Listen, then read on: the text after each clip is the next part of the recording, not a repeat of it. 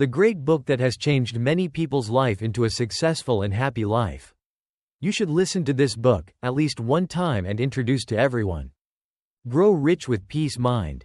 Contents of this book. Introduction about Napoleon Hill. Preface. Foreword. Chapter 1. Know your own mind, live your own life. Chapter 2.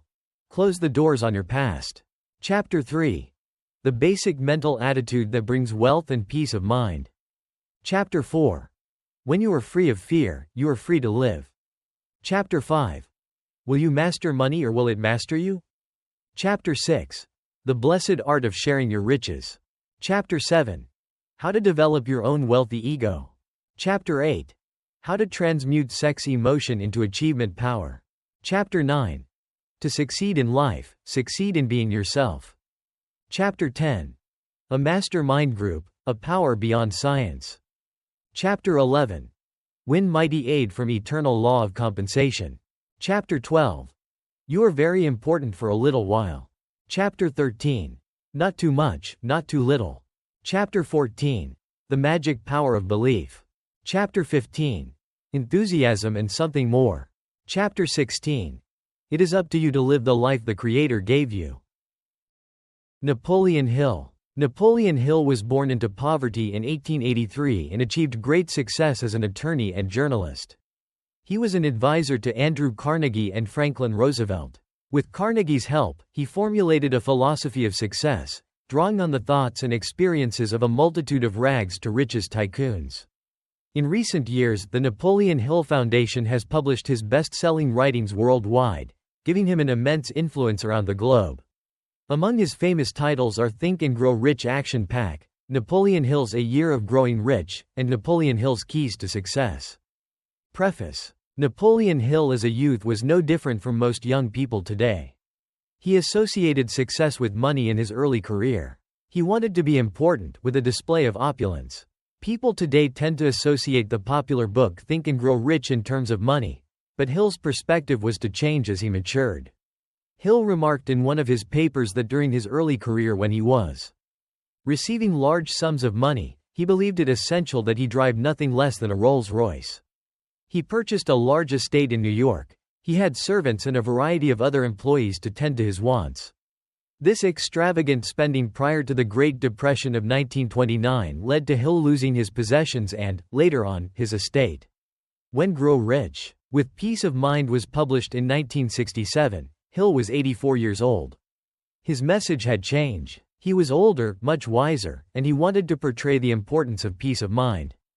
Hill in Grow Rich with Peace of Mind states he is trying to help the reader avoid the mistakes he made.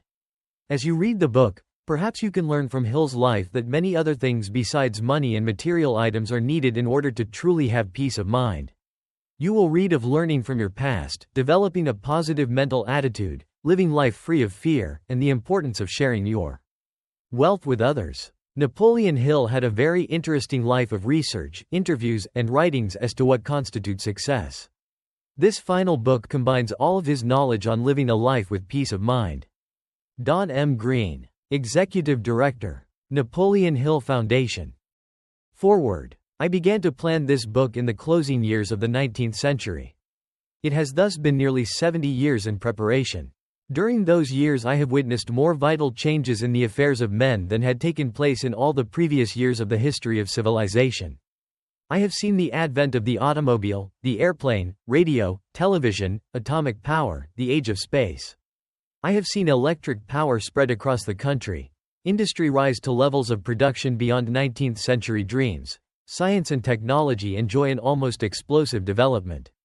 I have seen old nations disappear, new nations arise, jungles give way to paved roads, cities burgeon where sleepy villages once stood. And I have seen people adapt themselves to all these changes and go right on being people, just as they have been for uncounted thousands of years. You will find this book takes cognizance of the changing world. In speaking of people, however, I speak of the forces which always have moved people and always will. We still see that without sufficient money our lives are mean and hemmed in, so we want success in earning money. And along with money success we want to be free of fears, nervous tensions, self-induced illness, worries, and happiness. That is, in addition to money success, we seek peace of mind to make our lives complete. While this book may help you win great wealth, it can help you win peace of mind in abounding measure. As you will see, when we speak of peace of mind, we speak of more than peace as a restful state. Peace of mind is at the same time restful and dynamic, or, we might say, a restful base upon which your life dynamism stands. It has been called the wealth without which you cannot really be wealthy. It manifests itself in many ways.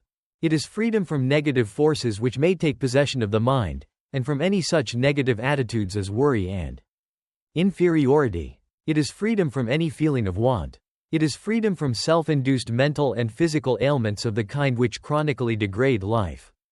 It is freedom from all fears, especially the 7 basic fears we shall expose in all their ugliness. It is freedom from the common human weakness of seeking something for nothing. It is possession of the joy of work and accomplishment. It is the habit of being oneself and doing one's own thinking. It is the habit of checking one's attitudes toward life and toward one's fellow men, and always adjusting these attitudes for the better. It is the habit of helping others to help themselves. It is freedom from anxiety over what may happen to you after you die. It is the habit of going the extra mile in all human relationships. It is the habit of thinking in terms of what you wish to do, instead of thinking of the obstacles which may get in your way. It is the habit of laughing at the petty misfortunes which may overtake you. It is the habit of giving before trying to get. Peace of mind covers a surprisingly broad field, doesn't it? In every way you use it, it helps you win money, success, and more. Peace of mind helps you live your life on your own terms, in values of your own choosing, so that every day your life grows richer and greater. This volume is written by a man who has found peace of mind the hard way, by trial and error. Its purpose is to help others find their own peace of mind, along with money, success, by a shorter and less costly route. If some of the episodes seem ultra-personal, please remember that it is the seemingly small events of a man's life which make up the greater portion of his experiences. In my own personal experiences you may see your own. Notice how small experiences conceal both success and failure. They are the first testing ground in which you are given the opportunity to prove that you are the master of your fate. You are the captain of your soul. I realize that nobody wishes to take medicine prescribed by a doctor who does not take it himself when seeking the benefits, he proclaims.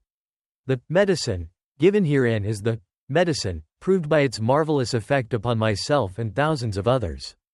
Thanks to circumstances, I have had the aid of more than 500 of the most successful men in America. These men allowed me to go behind the curtains of their private lives and see for myself both their good qualities and their weaknesses, their successes and their failures, how they enjoyed or did not enjoy using their money, how this factor related itself to their possession or non-possession of peace of mind.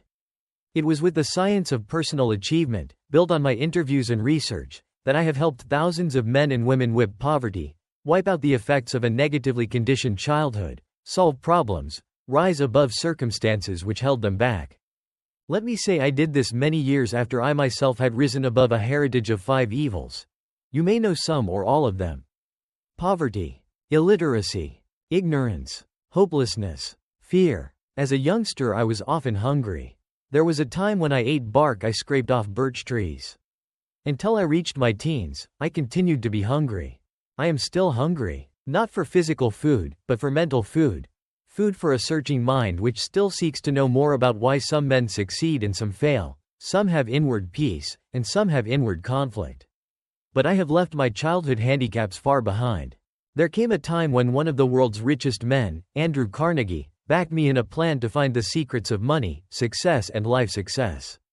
I have been an advisor to 3 United States presidents, William Howard Taft, Woodrow Wilson, and Franklin D. Roosevelt, and I helped the first president of the Philippines to attain freedom for his people. There was a period in which I courted fame. I craved for it, prayed for it and worked endlessly to achieve it. At long last my mail came from all over the world, sackfuls, more than I ever could read, let alone answer.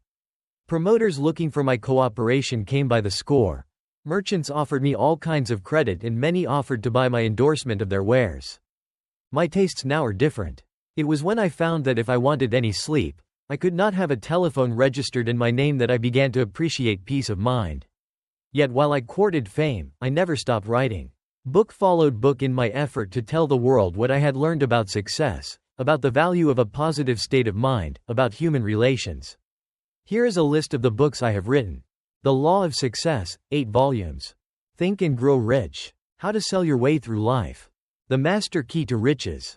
How to Raise Your Own Salary. Mental Dynamite, 16 volumes. Science of Personal Achievement. And a 17-lesson course now being taught in home study and local class groups in the US and many other countries. The passing years have helped me judge the value of these books and gauge their effect upon their readers. They have helped hundreds of thousands, perhaps millions, to build lives of happiness and success.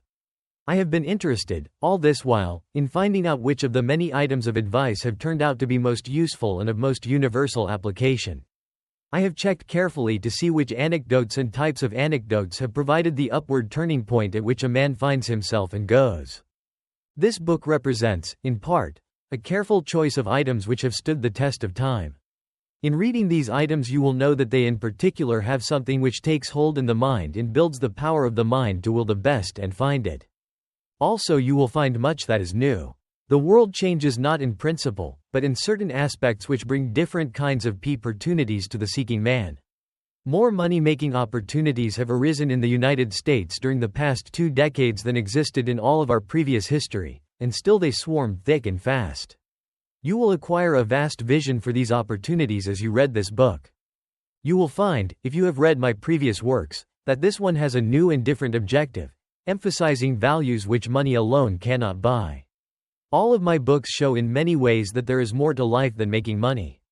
This book proves the point far more fully than I was able to prove it years ago, and shows, too, that peace of mind in itself is a mighty force in helping you make money. I have said this book has been nearly 70 years in the planning. Quite true, but until recently I did not know it. I believe we all are guided by invisible sources of inspiration, and recently there came to me inspiration from a strange and very real source, revealing how much of my life has been spent in preparing to write these pages, urging me to uncover my typewriter and get to work. The man who speaks to you is in his 80s. His life remains full and hearty. His possessions, of which he surely has enough, have not taken away the thrill of accomplishment. The book is the first step of accomplishment. The best of the accomplishment comes in knowing that this book will bring wealth and happiness to those who read and think. I am ready now to write more clearly and maturely than ever was possible to me before. Join me and we will go on a fascinating journey together.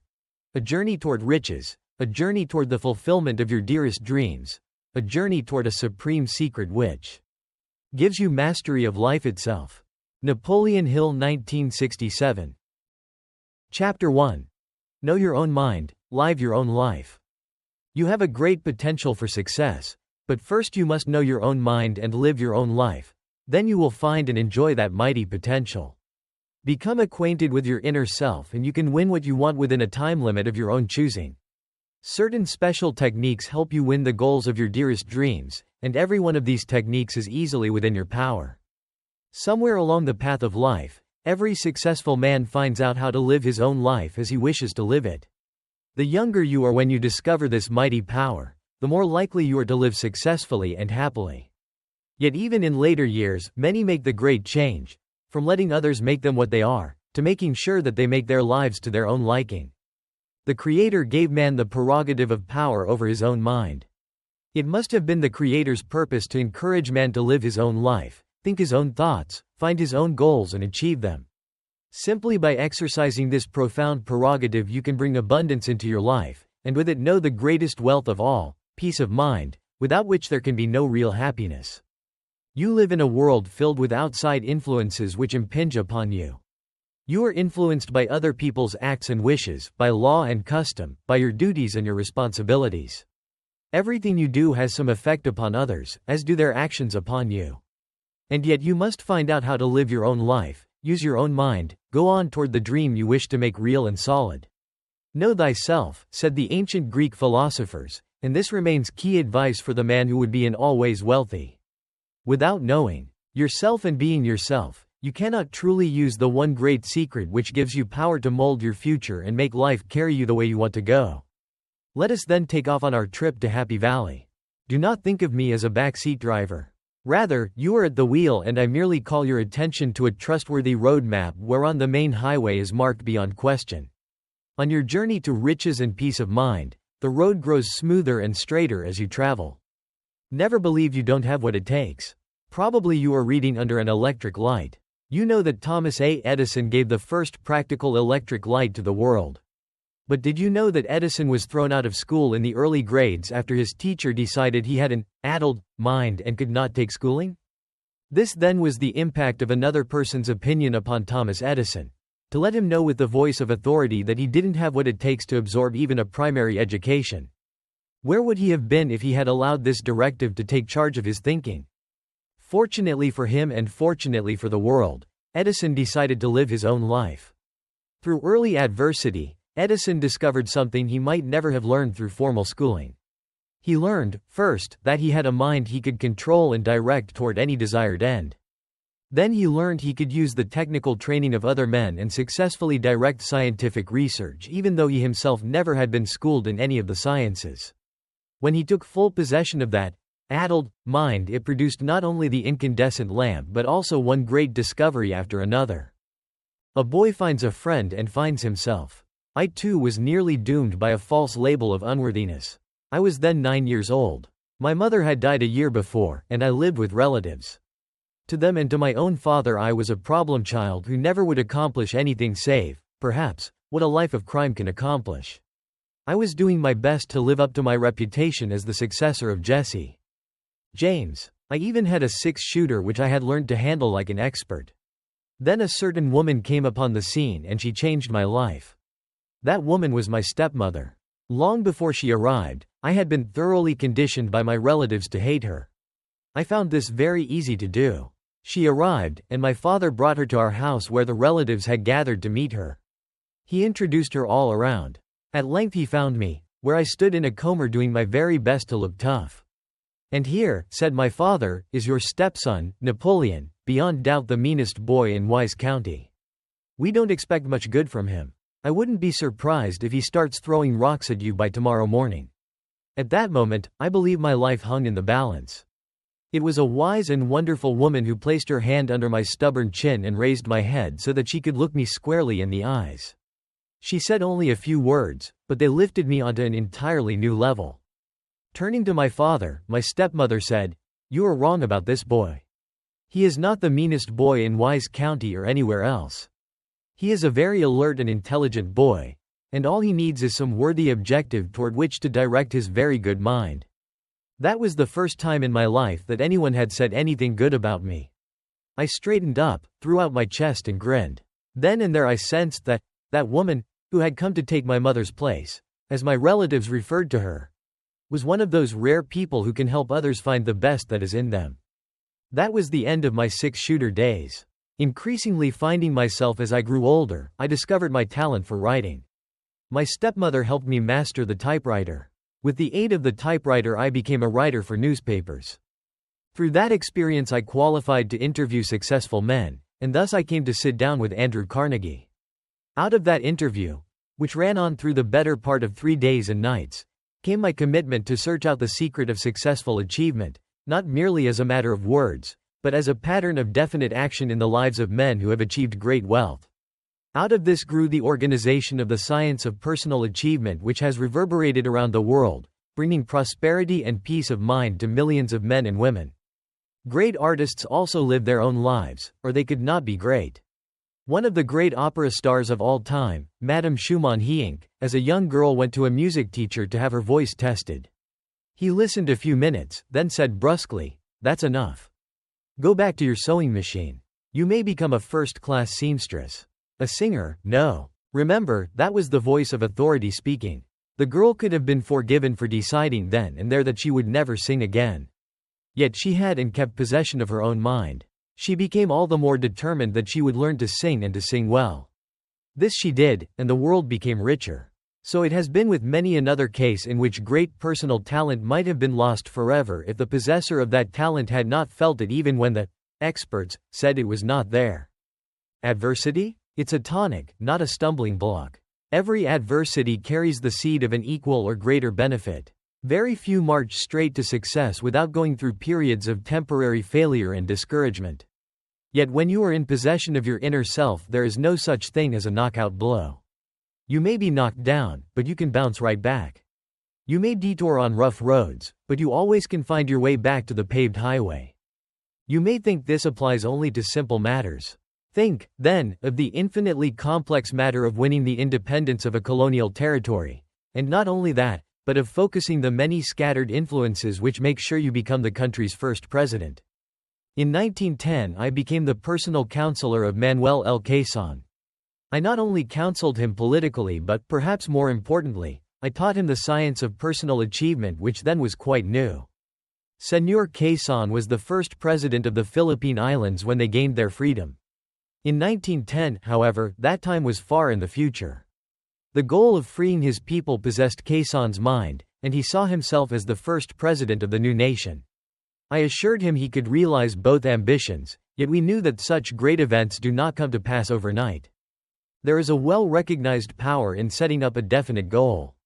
Few, however, realize the power of setting a realistic time limit in which one intends to attain that goal. After having counseled Señor Quezon for some years, I induced him to set a definite time limit for freeing the Philippines and becoming the new nation's leader. I also prepared an affirmation which he repeated to himself daily. It closed with a statement of this nature: I will allow no person's opinion, no influence to enter my mind which does not harmonize with my purpose.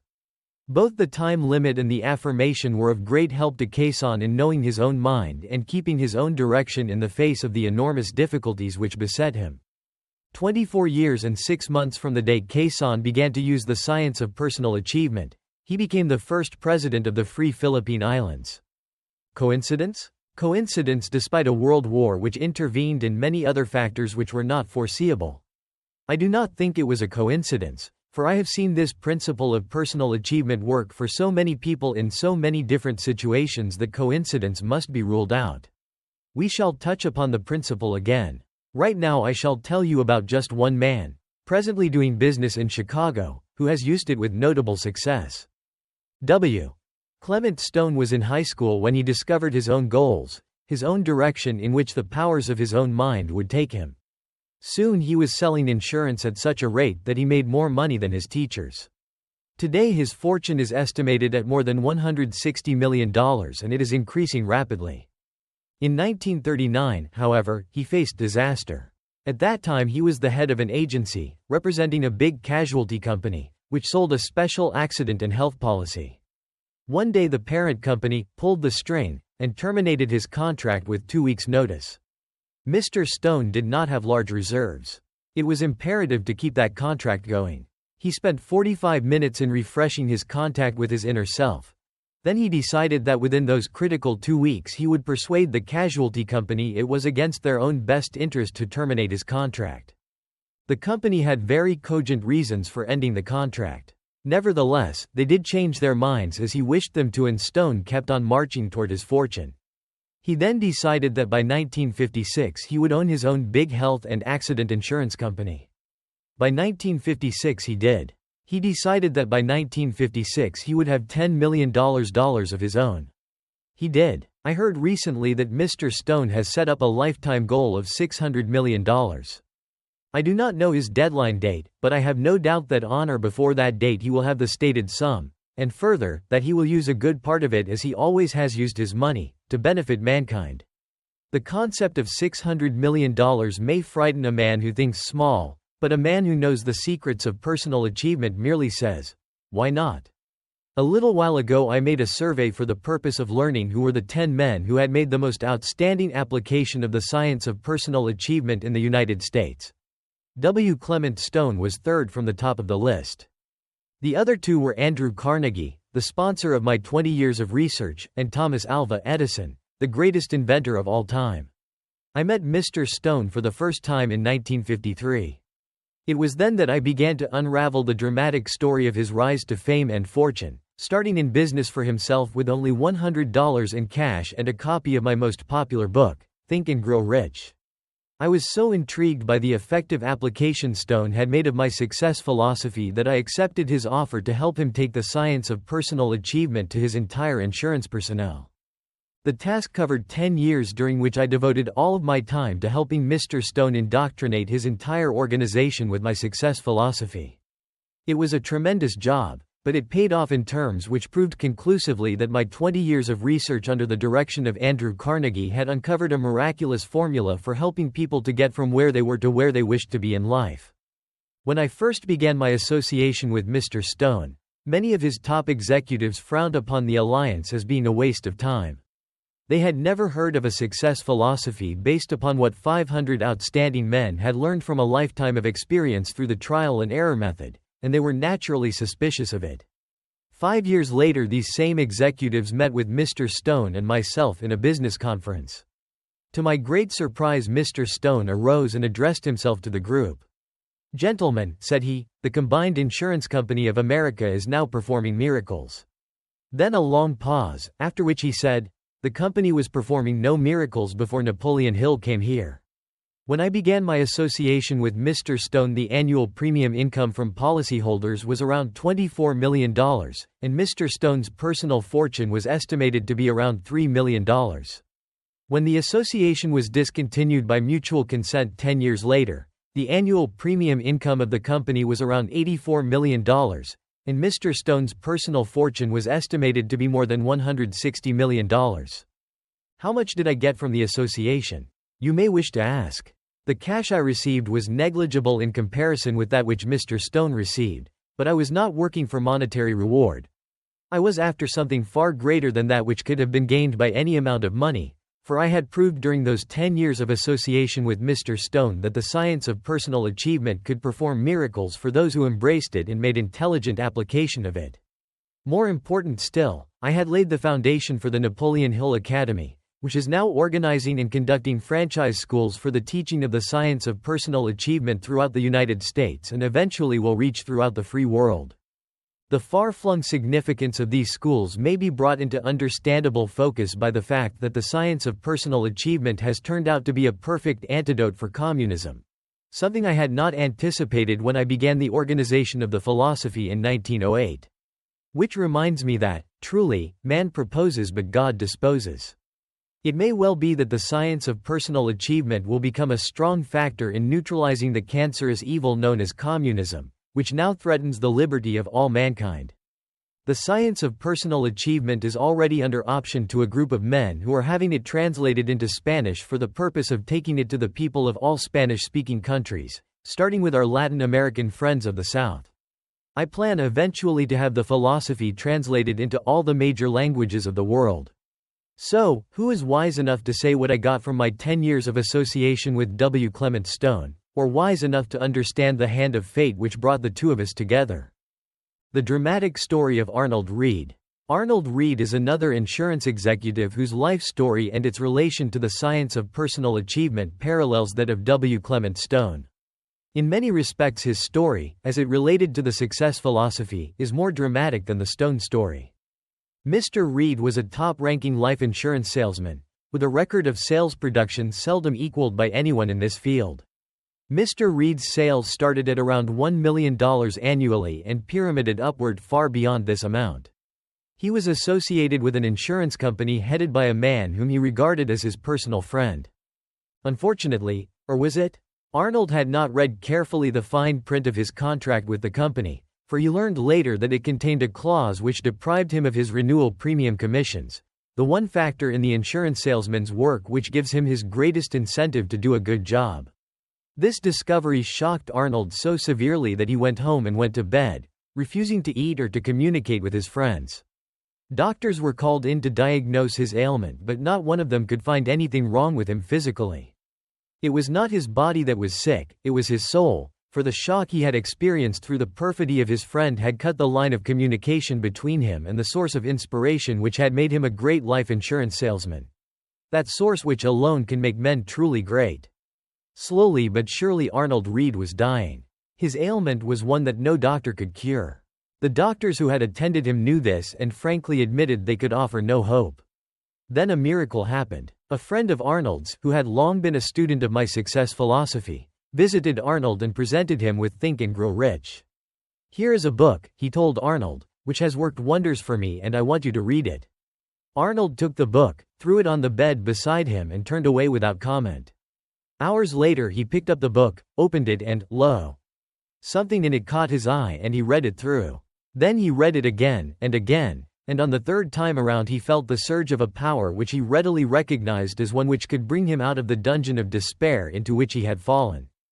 He got out of bed and began to write letters to his friends who knew of his record as a life insurance salesman, offering them an opportunity to join with him in organizing a life insurance company under the name of Great Commonwealth Life Insurance Company. The friends responded quickly and generously. The amount of money needed was oversubscribed and much of it had to be returned to the senders. All of this took place at about the time I was beginning my alliance with W. Clement Stone. Now, some 12 years later, the Great Commonwealth Life Insurance Company is one of the most successful in its field, with a gross premium income of over $9 million in 1966, and rapidly increasing toward the new goal which Arnold Reed has set at $1 billion annually. The company is operating in a major portion of the United States and it has a sales organization of over 400 dedicated men and women who have tuned in and drawn upon that mysterious power that brought Arnold Reed out of the shadows of death. And they are doing a job that is without parallel in the insurance industry. The Great Commonwealth Life Insurance Company conducts schools in many parts of the country in which new recruits to its sales force are trained. The first thing each trainee receives is a copy of Think and Grow Rich and a briefing on what this book has done for Arnold Reed and the company. The last time I spoke to the sales organization of the Great Commonwealth, Arnold Reed marched onto the platform holding me by the arm. He held up a copy of Think and Grow Rich as he said, "My friends, if it had not been for this book and my dear friend here on my left, there would have been no Great Commonwealth Life Insurance Company and I would now be 6 feet under the ground." It was the shortest and the most dramatic introduction I had ever experienced, and it filled me so deeply with emotion that I could hardly begin my speech. Arnold Reed is a truly great leader of men, as evidenced by the phenomenal record he has established with Great Commonwealth. The main secret of his leadership is his belief in what he is doing and his sincerity in his relationship with his associates, two qualities without which no man may become a great leader at any level of life. A success-conscious mind functions rapidly and effectively. In my hundreds of interviews with men who had made fortunes, I noticed how well their minds were focused on success.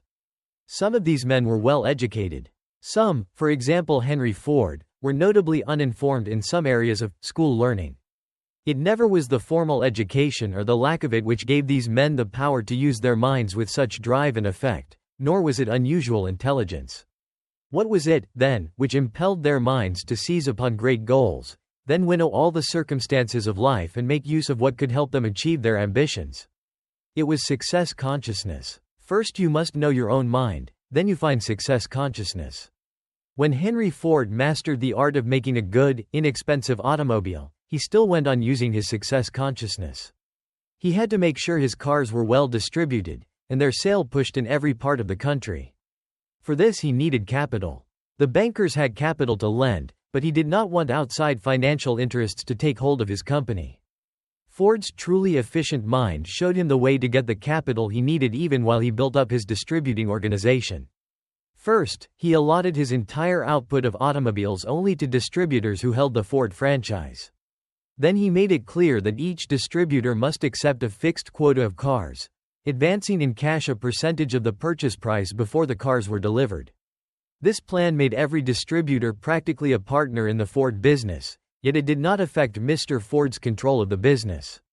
Again, without affecting his control, it provided him with the necessary operating capital. Moreover, it provided his dealers with a very definite incentive toward finding a buyer for every car. Actually, the same incentive they would have had if they had been operating their own independent businesses.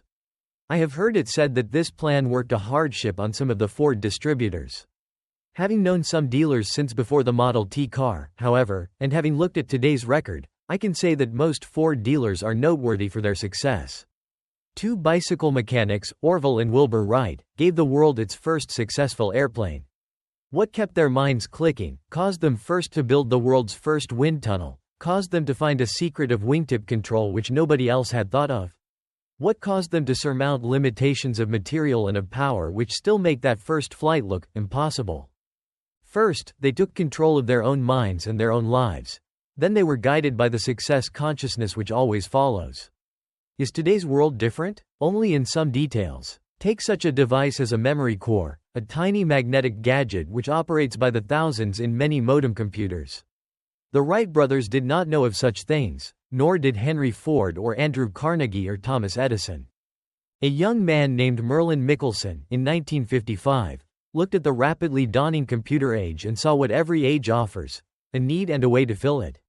He started to manufacture memory cores in his basement. His first investment in tools and supplies came to $7.21. His first employees were friends and neighboring housewives who pitched in. Today, not yet 40, Mr. Michelson still makes memory cores. He is president and 75% owner of a $16 million-year company, and the company stock he holds is worth about $47 million. Can success consciousness be instilled into a mind already filled with a record of failure? When you come to know your own mind and live your own life, you can wipe out a record of failure just as surely as you can erase the message on a tape recorder, leaving a wonderfully receptive tape, or mind, to receive new and better impressions. Some people have been able to do this for themselves. Others need help. I will remember a man I helped to find himself. As you will see, I got him started, and once he knew where he was going, he did the rest. This was a dead broke man just out of the army. I believe he used the army as a refuge, but eventually he was back in civilian clothes, looking for a job. The mere mention of hard times seemed to be enough to flatten him. He was shabby. He was hungry. He was willing to settle for crumbs if only he could get them. He came to see me about finding work. At the outset he announced, "All I want is a place to sleep and enough to eat." A place to sleep and enough to eat, in a world that throbs with riches. Something prompted me to ask, why settle for a meal ticket? How would you like to become a millionaire? He looked at me with glassy eyes, swaying. Please don't joke with me. I assure you I'm serious. Every man has some kind of assets, and every man can turn his assets into $1 million or many millions if he uses them correctly. He sighed. What do you mean by assets? I have a nickel in my pocket. Bring your mind around to the positive side, I said, and you have the most important asset you'll ever have. We'll work on that. Now let's take inventory of your skills. Sit down, we'll talk better. What did you do in the army? He had been a cook. Before going into the army he had been a Fuller brush salesman. He was a good cook, I discovered, but obviously he had not been a good salesman. Still, he knew something about selling, and in talking to him, I discovered he still wanted to sell. At the outset, however, he had no belief he ever could become a good salesman. The memory of past failures inhibited him, and I had to help him break those self-inflicted mental blocks and see, not what he had been, but what he could be. We talked for some time, and meanwhile my own mind was busily at work. My mind was not weakened by hunger and hopelessness. There had been a time when my mind had known as much despair as did his, but now I was filled with success consciousness.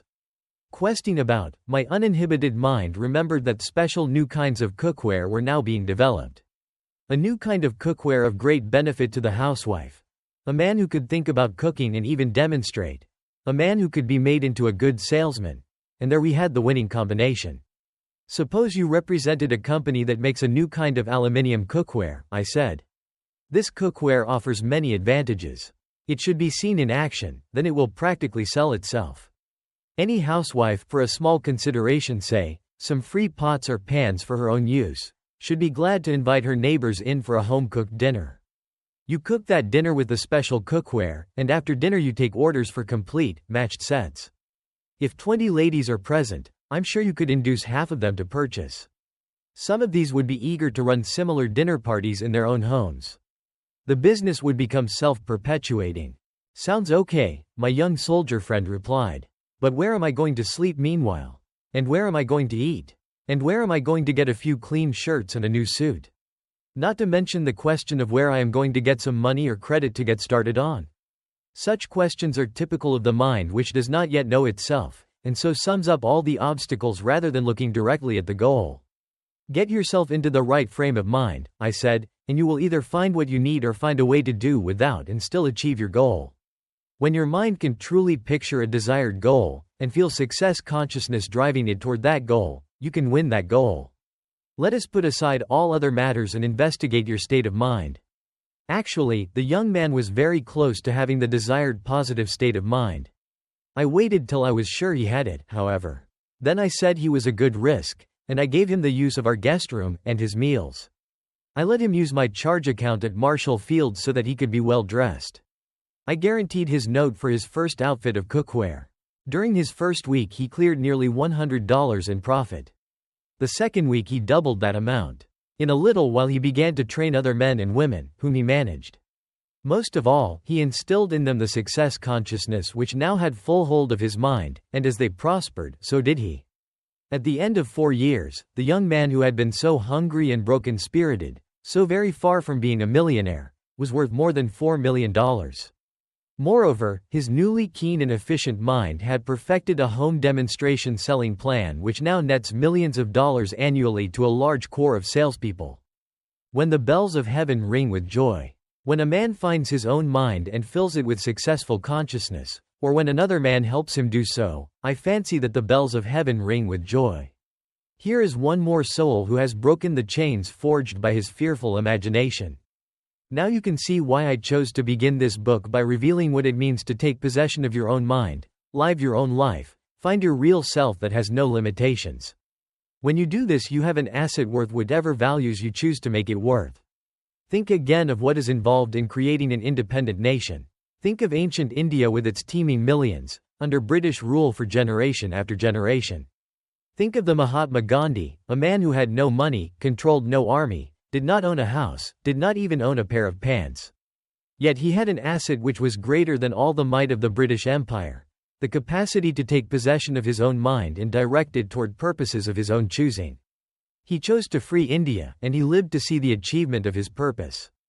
Thanks to the influence of Mahatma Gandhi, my science of personal achievement now has many millions of followers in India. Whether your goal is money, the well-being of others, or a combination of these, as well it may be, know that there is nothing beyond the power of a mind that knows itself and believes in its own capabilities. The spiritual defenses within the castle of your mind. I have purposely used the word defenses in order to call your attention to its varying meanings. A mind that is on the defensive is not an open mind. It is more likely to be a frightened mind, full of excuses and evasions, and hardly capable of lifting its possessor's eyes to the far horizons of accomplishment. In speaking of spiritual defenses, then, I speak of nothing that is negative. Rather, I speak of certain areas within which one may withdraw and thus become more completely oneself. Every successful person I have known has surrounded himself with these spiritual defenses in one way or another. I adopted the system and have found it invaluable. Here is how it works. Consider your mind to be laid out in the pattern of some medieval castles. At the center there is a tower, or keep, which is impregnable as it can be made. Going outward from the keep you would come to a wall not so formidable, and again going outward you would come to another wall which serves as the first line of defense. A person approaching the castle first would have to pass the outer wall. This wall of spiritual defense in your mind need not be very high. Anyone who has a legitimate excuse for entering your mind with his ideas can climb this wall. If he does not have a legitimate excuse, however, the wall discourages him. When you set up such a wall, others come to know it is there and you give yourself a valuable protection. A person who passes the first line of defense now confronts the second line which you may set up on certain occasions and not on others. When your mind sets up this wall, nobody may climb it unless that person has something strongly in common with you, or something importantly beneficial to share with you at that moment. The inmost castle of protection is the most important of all. It is small, barely big enough to surround you, but when your mind retreats within that keep it is removed from every outside influence. With me, only the Creator can penetrate my inmost spiritual castle.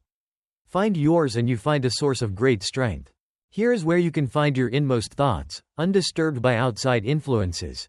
And until you find this castle you never can know them. Here is where you can search all the values of a problem and find a solution which otherwise you might not see. Here, especially, is where your fully possessed mind reveals what can be done, and when you come out of your retreat you know that it will be done and that you will do it. At first you may find it necessary to retreat physically from the world into a quiet room or perhaps to some place distant from your business and from people who know you. This often is a good idea even when you have practice in finding the inmost privacy of your mind, because there are many physical circumstances which break into thought. When you have several times retreated to your thick-walled keep, however, you will find you can enter it for a few seconds even in the midst of others who are talking all around you. I have seen many successful men do this, and thus illustrate some of the power to which they owe their success. It is a great renewal of the spirit, a kind of recharge of ability and self-confidence and abiding faith. All that I have to say in this book is keyed to one supreme secret. This secret has been strongly sketched in throughout this chapter. You have seen it, and already it is beginning to penetrate your subconscious mind, which never forgets. Checking on Chapter 1. 1. Never believe you don't have what it takes. A man who succeeds in life must know where he is going, must fully possess his own mind and believe with full faith that this is it. Knowing this, he can shunt aside any outside influences which may attempt to discourage him. Even the voice of authority, speaking to a child, cannot prevail against a mind that knows itself. Even a child who is a potential criminal can be directed toward an honest and successful life when you show him his own vast potential for making good. 2. Adversity? It's a tonic, not a stumbling block.